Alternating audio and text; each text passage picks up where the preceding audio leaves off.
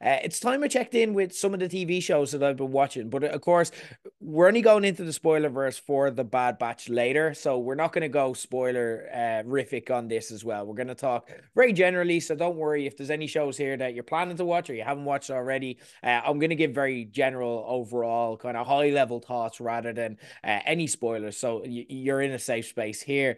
First off, I want to get started on a show which just finished this Monday and has got a lot of really toxic discourse going after the finale.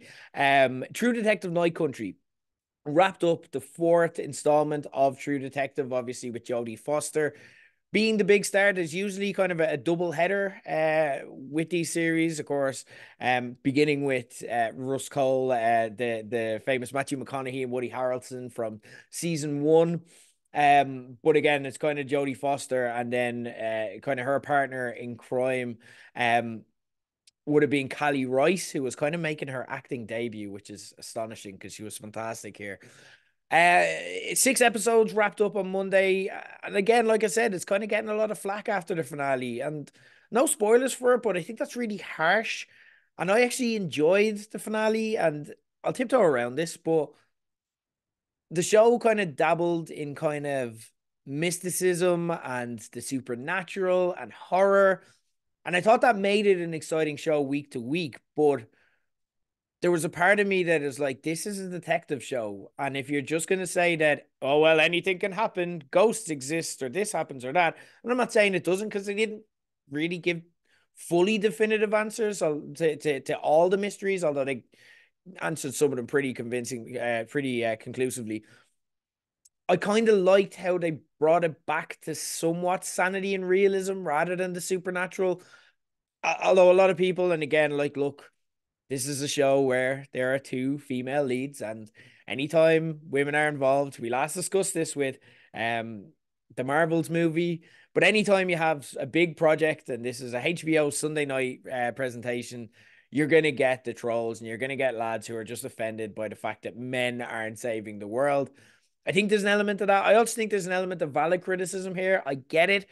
I understand how you may have thought the finale came out of the blue a bit. And again, they just kind of yeah the explanations towards the end. But for me, I can kind of forgive it because it felt like they told the story they wanted to. It felt like they planted all the seeds. I think overall, I enjoyed the season more than I didn't. It intrigued and entertained me on a week to week basis. Like I found myself looking forward to it, but I was never fully gripped on it either. And I thought there were some like times where it just lost me and I just kind of laughed. Like there were some really bizarre needle drops attempting to ominously cover classics. Like you had like a really spooky cover of Twist and Shout by the Beatles or Save Tonight by Eagle Eye Cherry, which I don't think anyone was asking for. But I did kind of I enjoyed it. I think there were really powerful lead performances led by Jodie Foster, as we said. Delighted to see her back. Maybe one of my favorite Jodie Foster roles ever. And Callie Rice, who we spoke about there, who kind of became the star of this by having to convey multiple things at once. Like she had to convey empathy, heart, steeliness, while all kind of maintaining a tough exterior and kind of carrying a secret at the same time. Like there's a lot she had to do, and she didn't have much wiggle room to do it from a character standpoint. She had to kind of stay silent and stoic while conveying all of this. I think she did amazing. And I also really liked Peter Pryor as Finn, who's Jodie's kind of protege. A metric I use, though, to kind of gauge how I feel about a show is, will I miss these characters after it's gone? And here, I'm going to say, honestly, no, I won't miss these characters. I more admire the performances and saw what they were going for. And I think this speaks to why people are kind of reacting as it was. I think it was a mistake to only do 6 episodes. And as a result, it kind of felt like a collation of intriguing ideas that the showrunner for this season, Issa Lopez, wanted to try that could have been nailed down a bit more, could have been fleshed out. We could have had like the seeds were technically planted. I can see everywhere in the series where they kind of went for things and they set things up. But I don't feel like it felt like cathartic at the end. And I think that's what people are, for me, overreacting to, but I also get it. However, I felt, unlike some other previous True Detective seasons, I felt it told a coherent And it kind of engaged in mystery throughout that got me thinking without ever feeling the need to kind of bamboozle you with philosophy or leave you feeling kind of stupid that you felt like you had to research afterwards to understand. So, look, I did like season 1 and 3 more ultimately because I just feel the highs of those seasons were higher. Let's not discuss season 2. It was an absolute mess with Colin Farrell. It didn't work at all. But to me, True Detective Night Country was a success. If you haven't watched it and you like True Detective before and you're kind of on the fence, give it a shot. You may not like everything. There may be some controversy, but I did enjoy it. I also wrapped up, and this was another success story from this year, Percy Jackson and the Olympians. I nearly said Percy Jimson. That's a very different show. I spoke about this the last time I covered it on Into the Spoilerverse. So I'm going to be brief here, but just to kind of finish on how the show ended. I thought it was an excellently made TV show, really engaging and likable performances throughout. It's actually changed my opinion on the Percy Jackson franchise. Like, again, my first impressions of it without ever delving too deep into it was I'm like, here we go. We're trying to cash in on the whole Harry Potter thing, and it's just kind of a cheap version. Um, and I don't feel that way anymore. I really feel differently towards it. And I think the fact that the show is made by book creator Rick Riordan really helped because that love for the source material really shone through at every stage. And the performers they got, some of the actors, especially Clover, he was my absolute favorite. But even like if wrestling fans are listening, you had Adam Copeland, aka Edge, there, and he was in the show, and he was one of the best parts of the show as well. Like it wasn't just stunt casting; it was actually just really effective. One nitpick I'd have, and the ironic thing with this is that this is a nitpick that's probably a net positive, if anything, is I found it a bit difficult at times to kind of follow along with the intricacies. Like, which character's which, who's related to who, what is their relationship. And again, there's so much going on in every episode. So they're really tight, and that makes the episodes really exciting because they're like a packed 30 to 40 minutes where like stuff is constantly going on and it's really engaging, and there's no kind of wasted effort in any of the episodes. But at times you're kind of like, well, wait, I remember that name, but I don't remember. Was he that one or that one? And why does he hate that? And how did they solve that? And stuff like that. And I didn't really like, so while I wasn't fully like in that geek mode that stories like this can make me, but again, like it was kind of the show was so good that I didn't care. I was just enjoying the ride. But again, I just felt like I could have been deeper. I wanted to nerd out. But why I say that's a net positive is that the result of all this is it makes me want to read the books because the show is so well made that I want to fully appreciate it. And again, like that, maybe that was the idea. So checkmate, Rick Riordan. You've got me. I'm gonna buy your books now as a result. On top of this, but it feels like kind of Harry Potter in that, like to fully appreciate it, the movies, you have to have read the books and kind of get the characters, and you're getting enjoyment out of how well they're portraying the characters. I kind of felt that way. Like it's just you're supposed to see certain gods in there, and you're supposed to be like, oh my god, they got him to play. What the hell? And again, I'm like, I don't know that character. I don't know their motivation or anything about it. So I don't know how perfect that casting is, but I can tell it's pretty good. So again, more of a nitpick than anything else, but I recommend it. I really enjoyed it. I'm looking forward to reading the book. Another show that I'm enjoying, I'm being very positive this week. I don't know, is it just because we're back in the wool shed or what's going on? Masters of the Air, sorry, which is pretty much Band of Brothers meets Top Gun. A really unique concept for prestige TV show, which kind of uses the Apple Megabooks. And I love this because it's like if we're gonna throw fuckloads of money at telly for streamers, like this is what we should be using them for. Give us mini movies. It's throwing a shitload of money for something we've only ever really seen in the movies by focusing on World War II fighter pilots. And that again, I kind of suppose at first with the first couple episodes, I was thinking the challenge with this is like, can that translate to TV where again, you don't mind sitting through that, like, and just kind of broy language and stuff like that, and kind of living off just thrilling battle scenes and stuff. But that can be a bit difficult to watch every single week if the characters aren't engaging. And while also still getting kind of the big screen effect on the small screen, there's a lot of kind of plates they're trying to spin at the same time. And that's the thing you kind of need to tune into this show. Like, you need to kind of you need to get on the same frequency as it if it's not immediately up your alley. Like there will be a lot of people who just love this straight away. Like it is your dad's favorite show already. Like if you've a dad like mine who like loves war, like planes, if they love Top Gun and that kind of dad movie, like they're instantly gonna fall in love with this because it's got that kind of aesthetic which kind of romanticizes war. I don't say that in terms of like what's happening, like it definitely doesn't stray away from how horrible war is. But in terms of the look and the vibe and how these are heroes and stuff like that, and America and all that kind of stuff. But if it's not your fave, then there is some adjusting. Like you've got the accents of like again, it's Apple TV, so you're gonna have like A-list caliber actors in the lead roles. Well, not even lead roles, like for the most part. Like you've got Austin Butler here and Barry Keoghan. With Austin Butler, it's a bit awkward because he's somehow still talking as Elvis. Still, like it's just that accent is just stuck. He's like your mate who went away to like America for 2 weeks and it's like, oh, hi there, buddy. How's it going? And it's like, you were away for 2 weeks, Paddy. What are you talking like that for? But yeah, again, you have to kind of tune into that. Barry Keoghan is here as well. And I'm really high on Barry Keoghan after Saltburn. I kind of get it now after spending so long not liking him as an actor or just not getting him. Um, but again, like he's kind of, I don't know, he's playing a New York pilot and he's kind of like, hey, I'm walking here. And I don't know if that's, I can't tell if that's because he's doing a kind of bad accent or if he's just, I just know what Barry Keoghan sounds like, and I'm like, what are you talking like that for? Which is kind of the way I felt about Peaky Blinders, which again, amazing show. I know everyone loves it, but I couldn't get into it because I'm like, I can just see you putting on a Birmingham accent, a really strong Birmingham accent, and I know you don't speak that way, and I could never fully get into it.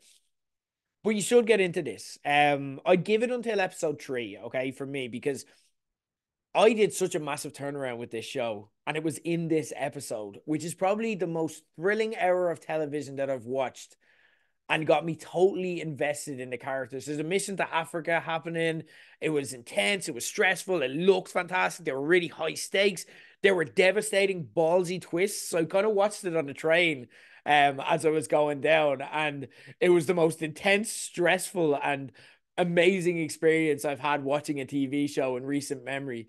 And I loved it. I loved it. Like again, part of the premise of the show is that early into it, in the first couple of episodes, they encounter some British soldiers who are pilots as well, and they're shocked that the Americans like fly by day rather than by night during World War II, and they're like that's their suicide missions, and you kind of learn to agree with the British soldiers as it goes on. Like it's crazy. Like nobody is safe ever in here, and there's a real kind of credible realism to how they handle character deaths. Like again, it reminds me very much of Game of Thrones in that you're like they don't care who that character is or how important they are to the story. If they're there to die, they're there to die.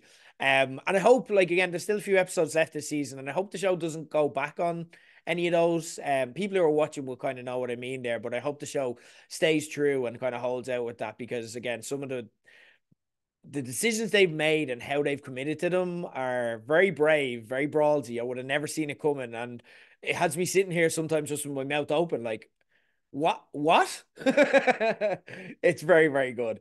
Some of the visuals as well are breathtaking and wouldn't look out of place in the cinema. So that coupled with kind of seriously intense and unpredictable battle scenes make it a really great watch. The only mild concern that I have with it so far is that the episodes can feel a bit repetitive and samey at times. Like it kind of the formula, and you can miss up the formula, but it's like all the elements are still there. Just the order might change. Like they're having drinks at one stage and be like, hey, we're all buddies, we're all close pals. Oh, everything's fine. America, America, America. I'm gonna ride some girls. They hear the mission. And it's like, oh, this mission, oh, we couldn't possibly do this mission. This is crazy. This is crazy. How are they going to survive? And then they go on the mission, and that's really intense and fun. There's some casualties throughout, and everyone is sad. And then you just kind of spin that around and go again. But I'm really enjoying it overall. I can't wait. And I feel like they've got something left. They're holding something back for the last few episodes. So I'm looking forward to that. Next time we want into the spoilerverse, I'll catch you up on how that ended. Um, we'll stick with streamers now for the last two shows I want to discuss. And on to Amazon Prime for both of them. I watched last one, Laughing Ireland, which if you haven't seen it, you may have seen it advertised. And again, if you follow Irish comedians, it's all over. Irish comedy social media. Basically, Last One Laughing, the concept of it, if you've never heard of it, is a bunch of comedians, and in this case, plus David McSavage and Amy Huberman, go into a house and they can't laugh or they get eliminated. Graham Norton's hosting, and he's kind of in the getting check stage of his career. And good luck to him. Like, go get paid, Graham. That's good for you. It's a reality TV show, but it feels very stagey. It feels very rehearsed. It feels very performative. And again, you wouldn't mind it because it's comedians here and it's just there to be some light, funny TV. But the point is they can't laugh. And turns out that laughing and seeing other people laughing is quite important. And that when people make jokes and other people don't laugh, then that feels just flat. And it's not awful, but it's a real stretch to say that it's in any way good. It kind of shows, for me, the thing I got from it is it shows the worst impulses of stand-up comedians by taking away the naturalness of laughter, so that it kind of looks like people just really desperately trying to crack others. And there's a lot of real hamming there as well. There's a lot of fakeness and forcedness. There's some good cameos there, like, they have a lot of Irish celebrities, and that's really cool to see on Amazon Prime, but I don't know. It wasn't great. But there are some good people there. Like, I'm a huge Catherine Bohart fan. I'm delighted to see her get some publicity on this scale. And I think she was one of the kind of breakout stars of the show. You've got Emma Dore in there, you've got Aisling Bea there. So there's a high floor, but again, it doesn't get much further than that high floor. But don't cancel your Prime Video subscriptions yet, because I want to talk about my favorite show of the year so far. I want to talk about the remake. Well, I wouldn't even go as far to say it's a remake because it's nothing in common with the original movie that it's based on, but similar ish concept. Mr. and Mrs. Smith. Let's talk me about that. Let's talk about that, because this was a show that I heard about and I was like, oh yeah, I suppose that could be a little bit interesting. Like, I'll watch it because I really like Donald Glover, and it's a lot of people from Atlanta, and like they're in a good kind of creative space, so I'm sure it'll be grand. But I wasn't expecting it, and it blew me away. From being like a kind of a mildly interested diversion into being just a great binge watch, because they released it all at once for some reason. Actually, like, people are complaining about this. I enjoyed it. I watched it in very short order, and I had a great time doing so. It's got very little in common with the 2005 Brad Pitt and Angelina Jolie movie. In fact, naming it after it is kind of selling it short. Like, it's kind of like saying The Sopranos was based on Analyze This. It's like, yeah, I see what you're saying. There are like base level similarities, but they're completely different things and completely different leagues. The show is ultimately, I suppose, the only way it'd be similar to its predecessor was it's a rom-com gone wrong, where the two main characters are assassins. But where they flip it here is, instead of them being assassins all their lives and having an existing marriage where they love each other, instead they just flip that on its head. And again, the people involved, like Donald Glover and Maya Erskine, they're hired as assassins at the start of the show and then forced to marry because that's the project. And they get into why that happens and what that's about. Not fully, because there's a lot of unanswered questions from this, but they kind of explain it, and it's an interesting setup because it's kind of like Married at First Sight in that way, and as well, like, then it kind of gets into kind of relationshipy stuff, and a lot of the show is, it's not about assassins. Like, they do have a lot of action in there to kind of placate the audience, because people who are coming for Mr. and Mrs. Smith expect that, and this is very good. But what I like about it is a lot of the action and a lot of the most interesting scenes, like, you'll hear them tell stories and stuff like that as well, and there'll be clips of them on like missions, and they're really quick clips, and it's like that's a whole movie by itself. But they just throw it away and make it exciting, which is really fun and kind of very confidently made television, because they don't feel the need to pander or change the story they're telling. Because the core story is, what does it take to make a relationship work? You have the, like, self-acceptance, you have trusting others, you have loving people. Are you compatible fundamentally? Can you be, one of the great quotes from this season was, I want to be incompatibly compatible with you. Like, it's very kind of deep, but also like, and it does straddle a line between being prestige TV, but it's very easy watch at the same time. It's also sometimes just a silly comedy that's not meant to be taken seriously in any way, and that makes it all really, really watchable. You kind of people might come for the set pieces, but they'll stay for the really delicious chemistry and interplay between Donald Glover and Maya Erskine. And by the way, Maya Erskine, I want to give a shout out. Donald Glover's very much involved in the creative process. He's the one who pitched it and got the ball rolling, and it is very much his baby. But originally it was supposed to be him and Phoebe Waller-Bridge from Fleabag. She left the project very early into the development stage, and Maya Erskine was kind of parachuted in. And I couldn't imagine the show without her now. She is fantastic. And it really changed the dynamic. And you can tell it changed a lot of the writing of the show in some very specific ways, like particularly when it references kind of her lineage, like she's kind of half Japanese and so on. But it's really entertaining. And where the movie kind of used the kind of interplay to set up action scenes. Like it was, I rewatched Mr. and Mrs. Smith. Some people like really overrate it. It's a fine action movie, but essentially all it is action scenes, but they're using double entendres throughout as kind of cool, punchy lines. But that was kind of the premise was to set up the action scenes. What I love about this is the action here is a backdrop to the funny or clever or meaningful character dialogue. It reminds me a lot of Beef in that way, and that it kind of runs off the electric chemistry of the main two characters to mainly play it for laughs, but it can massively turn the dial up for drama really quick after lulling you into connecting with the characters through very little things, very subtle things, like even just decisions they make, things they like or dislike. There's one person's a cat lover in this as well, so you're attached to her as a result, and it's very day-to-day stuff. And then all of a sudden when it dials up the drama, you're like, oh shit, I'm fully invested, and you got me there. If you like The Bear, I think, or Beef, this is right up your alley. It reminds me of both in tone, quality of writing, the endearing performances, plus the cameos they get in almost every episode are right up there with season 2 of The Bear. It's the type of show they have so many great names. Like even if it's people that you only know to see, they are excellent, excellent cameos in this. This was a great season. Like I said, my favorite series of television so far. Granted, it hasn't been enough of the year to finish a lot of the seasons of television I'm watching, but I really, really enjoyed it. Mr. and Mrs. Smith, it's on Prime Video now. I can't recommend it enough.